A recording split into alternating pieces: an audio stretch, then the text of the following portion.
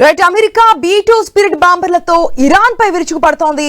Iran లోని 3 nuclear సైట్లపై తాము దాడి చేసినట్లుగా అమెరికా అధ్యక్షుడు ట్రంప్ ప్రకటించాడు. ఫోర్డో, నటాజ్, ఇన్ఫాహన్ లోని అణు కేంద్రాలపై బాంబుల వర్షం కురిపించినట్లుగా తెలిపారు. ఇప్పుడు తమ ప్లేన్స్ అన్ని తిరిగి సేఫ్ గా ఇంటికి వస్తున్నాయని అన్నారు. అమెరికా యోధులకు అభినందనలు తెలిపారు. ప్రపంచంలో మరే మిలిటరీకి ఇది సాధ్యం కాదని, ఇప్పుడు శాంతికి సమయమని ట్రంప్ పోస్ట్ చేశారు. మరొక పోస్ట్ లో ఓపెన్ సోర్స్ ఇంటెలిజెన్స్ ప్రకారం ఫార్దో నాశనమైందని పేర్కొన్నారు. ఇజ్రాయెల్ వైమానిక సైన్యంతో కలిసి దాడి చేసినట్లుగా ట్రంప్ వెల్లడించారు. రైట్, మనం చూస్తున్నాం ఇరాన్ ఇజ్రాయెల్ మధ్య వార్ నడుస్తోంది. అంటే ఒక విధంగా చెప్పాలంటే వారని చెప్పొచ్చేమో. దాడులు, ప్రతి దాడులు, క్షిపణులతో దాడులు ఇవన్నీ చూస్తున్నాం. ఇండైరెక్ట్ గా ఇప్పటి వరకు సపోర్ట్ చేసుకుంటూ వచ్చాయి ఇరాన్ కి, ఇజ్రాయెల్ కి. కానీ ఇప్పుడు నేరుగా అమెరికా కూడా రంగంలోకి దిగినట్టుగా తెలుస్తోంది ఇజ్రాయెల్ కి సపోర్ట్ గా. సో దీనికి సంబంధించిన అప్డేట్స్ మా ప్రతినిధి స్వామి ద్వారా తెలుసుకుందాం. స్వామి, ఏదైతే అణు కేంద్రాలపై బాంబుల వర్షం కురిపించామో అంటూ కూడా ఏదైతే దాడులు జరిపినట్టు కూడా డైరెక్ట్ గా ట్రంపే ప్రకటించినటువంటి స్టేట్మెంట్ కూడా మనం చూస్తున్నాం. డీటెయిల్స్ ఏంటి? అంటే ఇప్పటికే ఇరాన్ ఇజ్రాయెల్ వార్ లోకి అమెరికా కూడా ఎంటర్ అయింది. ఇంతకాలం ఇజ్రాయెల్ కు బయట నుంచి మద్దతు ఇస్తున్నటువంటి అమెరికా ఇప్పుడు నేరుగా రంగంలోకి దిగింది. అంత ప్రపంచం అంతా కూడా అమెరికా ఏం చేస్తుందని చెప్పేసి కూడా అంతా గమనిస్తున్న ప్రస్తుత తరుణంలో ఒకవైపు ఇరాన్ లో ఉన్నటువంటి న్యూక్లియర్ సైట్స్ ని ధ్వంసం చేయడమే లక్ష్యంగా ఇప్పుడు అమెరికా రంగంలో దిగినట్టు స్పష్టంగా అర్థమవుతుంది. అమెరికాకు సంబంధించినటువంటి B2 స్పిరిట్ విమానాల ద్వారా అతిపెద్ద బాంబులను ఇరాన్ లో ఉన్నటువంటి అణు కేంద్రాలకు సంబంధించినటువంటి భూగర్భంలో ఉన్నటువంటి అణు కేంద్రాలను ధ్వంసం చేయడమే లక్ష్యంగా వీటిని ప్రయోగించడం అర్థమవుతుంది. ఇలాంటి మొత్తం ప్రయోగించే అవకాశం ఇజ్రాయెల్ దగ్గర లేకపోవడంతో కూడా అమెరికాని అతిపెద్ద B2 విమానాల ద్వారా ఈ బాంబర్లను ప్రయోగించడం మనకు తెలుస్తుంది.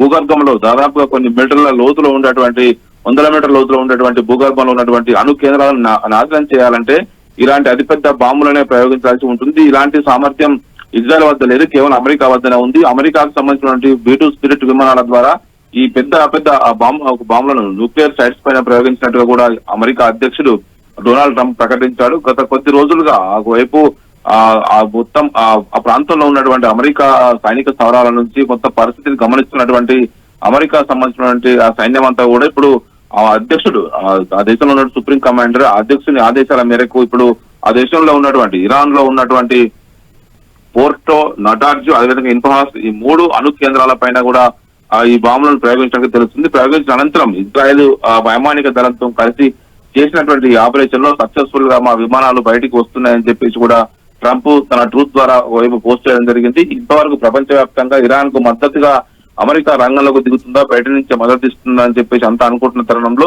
ప్రధానంగా ఇరాన్ కనుక న్యూక్లియర్ పవర్ గా మారితే మొత్తం ఈ పక్కన అది టెర్రరిస్టుల వద్దకు అలాంటి న్యూక్లియర్ పవర్ చేరే అవకాశం ఉంది. ఇప్పటికే హమాస్ తో పాటు హిజ్బుల్లా లాంటి అనేక రకాల ఒకవైపు వివిధ రకాల టెర్రరిస్ట్ సంస్థలను ఇరాన్ ప్రోత్సహిస్తుందనేది కూడా ఇజ్రాయెల్ ప్రధాన ఆరోపణ.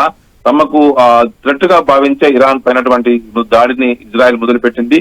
మొదటి నుంచి కూడా ఇజ్రాయెల్ చేస్తున్న ప్రధాన ఆరోపణ ఏంటంటే ఇరాన్ అణుబాంబు కనుక ఆ సామర్థ్యం సంతరించుకుంటే అది ప్రధానంగా మధ్యప్రాచ్యంలో తమకే ప్రధాన థ్రెట్ గా ఉంటుంది. డైరెక్ట్ గానే ఇజ్రాయెల్ కి సపోర్ట్ చేస్తూ ఇరాన్ మీద దాడులు చేస్తోంది అమెరికా. ఏదైతే అక్కడ ప్లేన్స్ కూడా మాకు సేఫ్ గా వెనక్కి వస్తున్నాయంటూ కూడా అభినందనలు తెలుపుతున్నటువంటి సిచ్యువేషన్ కూడా కనిపిస్తోంది. సో ఇరాన్ కి సపోర్ట్ చేసినటువంటి చైనా కావచ్చు, రష్యా కావచ్చు, మిగిలిన దేశాలు కావచ్చు, ఇప్పుడు రంగంలో దిగే ఛాన్సెస్ ఏమైనా ఉన్నాయనుకోవచ్చా? ఈ తీవ్రతలు ఎంతవరకు వెళ్ళే ఛాన్సెస్ ఉన్నాయనుకోవచ్చు?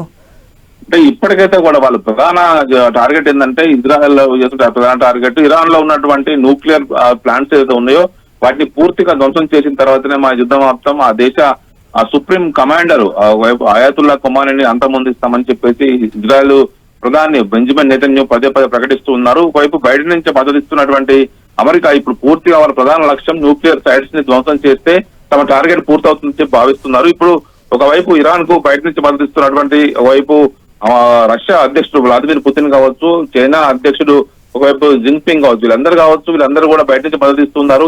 ఇంతకాలం చైనా నుంచి వచ్చినటువంటి కొన్ని ఆయుధాలను ప్రధానంగా ఇరాన్ ఇజ్రాయెల్ పైగా ప్రయోగించింది. ఇక పూర్తిస్థాయి యుద్ధం వస్తే కనుక వాళ్ళ మద్దతుగా రంగంలో దిగుతారా లేదా అన్నది కూడా ఇప్పుడు కొంత సస్పెన్స్ గా ఉంది. ఇప్పటికే ఉక్రెయిన్ తోటి యుద్ధంలో తలమూలకైనటువంటి ఆ రష్యా ఆమె ఏ మేరకు వీళ్ళతో మద్దతు ఇస్తున్నది కూడా కొంత క్వశ్చన్ మార్క్ ఉంది. మన వైపు ఇప్పుడు ఇజ్రాయెల్ కనుక తన టాస్క్ పూర్తయితే ఇజ్రాయెల్ కూడా వెనక్కి తగ్గే అవకాశం కనబడుతుంది. ఇరాన్ లో ఉన్నటువంటి ప్రధాన స్థావరాలు కావచ్చు, అణు కేంద్రాలను పూర్తిగా ధ్వంసం చేయడంతో కూడా మా టాస్క్ పూర్తవుతుందని చెప్పేసి కూడా ఇజ్రాయెల్ భావిస్తూ వస్తుంది. కానీ ఇజ్రాయెల్ ఊహించిన దానికంటే కూడా ఇరాన్ పెద్ద ఎత్తున కూడా తమ వివిధ రకాల క్షిపణి శ్రేణులతోటి ఇజ్రాయెల్ పైన దాడులు చేయడం ఇజ్రాయెల్ లో పెద్ద ఎత్తున నష్టం కలిగించగలిగింది.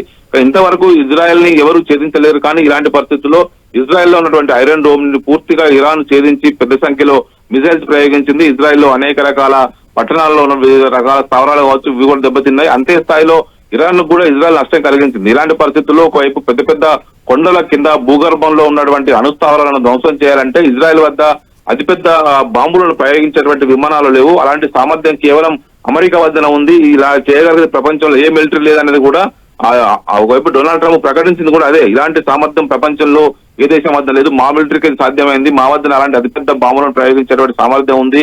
భూగర్భంలో ఉన్నటువంటి దాదాపుగా 9-10-20 మీటర్ల లోతు వరకు కూడా ఆ బాంబులు భూమిలోకి చొచ్చుకుపోయి పేల్చేసే సామర్థ్యం ఉంటుంది. కాబట్టి అలాంటి బాంబులను B2 స్పిరిట్ విమానాల ద్వారా అతిపెద్ద బాంబులను ఆ న్యూక్లియర్ సైట్ల పైన ప్రయోగించి వాటిని ధ్వంసం చేశాము, విజయవంతంగా మా ప్లేన్లు తిరిగి వస్తున్నాయనేదే ఇప్పుడు ట్రంప్ ప్రకటించారు. ఆశ. Right Swami, thanks for the update.